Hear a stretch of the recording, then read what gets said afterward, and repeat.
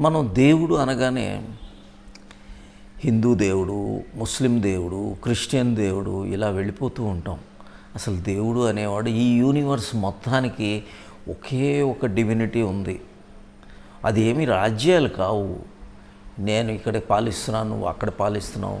ఉన్నది దైవత్వం. ఏంటిది? నీలో ఉన్న ప్రాణవాయువు, నీలో ఉన్న జీవం, అదే ఈశ్వరుడు. అది ఎవడైనా అవ్వచ్చు. హిందూ అయినా అవ్వచ్చు, ముస్లిం అయినా అవ్వచ్చు, క్రిస్టియన్ అయినా అవ్వచ్చు, బౌద్ధుడు అయినా అవ్వచ్చు. మనలో ఉన్న జీవమే, మనలో ఉన్న వాయువు, ప్రాణవాయువే ఈశ్వరుడు.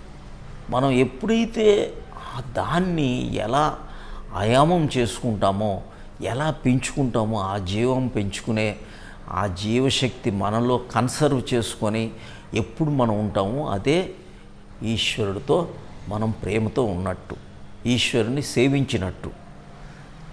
అంతే. లోపల ఉండటమే అంతా కూడా ఈ స్పిరిచువాలిటీలో. ఇది ఒక్కటి మీరు తెలుసుకోండి. మీరు ఊరికనే ఇక్కడ కొంతమంది స్వార్థపరులు దెబ్బలాటలు పెట్టి అక్కడ వాళ్ళు ఇక్కడ దెబ్బలాటలు పెడతారు, ఇక్కడ వాడు ఇంకేదో మాట్లాడతాడు. అసలు విషయం ఏంటి అంటే మెడిటేషన్, ధ్యానం. అప్పుడు ఏ గొడవ లేవు.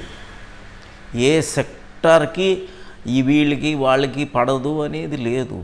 ప్యూరిఫికేషన్, ఆ మైండ్లో ఉన్న ప్యూరిఫికేషన్ తీసుకురావడానికే ఈ రిలీజియన్ అంటే ఏంటంటే రీలీజియనింగ్ అంటే ఏంటంటే రీజాయినింగ్.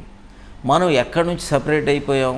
మనం ఆ భూమధ్యం నుంచి మనం కిందకి జారి ఆ ప్రాణం, ఆ వాయువుతో సపరేట్ అయిపోయి, ఆ జీవంతో సపరేట్ అయిపోయి జీవశక్తిగా, ఆ శివుడి నుంచి శక్తిగా మారి మెల్లగా నాశనం చేసుకుంటున్నాం. సో ఇంకొకసారి ఈ శక్తిని తీసుకెళ్ళి, ఆ జీవశక్తిని తీసుకెళ్ళి ఈశ్వరుడితో ఐక్యం చేయమనండి, లేకపోతే శివుడితో ఐక్యం చేయడం అనండి. మనలో కిందకి డ్రాప్ అయ్యే ఆ అపానాన్ని తీసుకెళ్ళి ప్రాణంతో ఐక్యం చేయటమే. So I wish you all the best. God bless you. Thank you very much.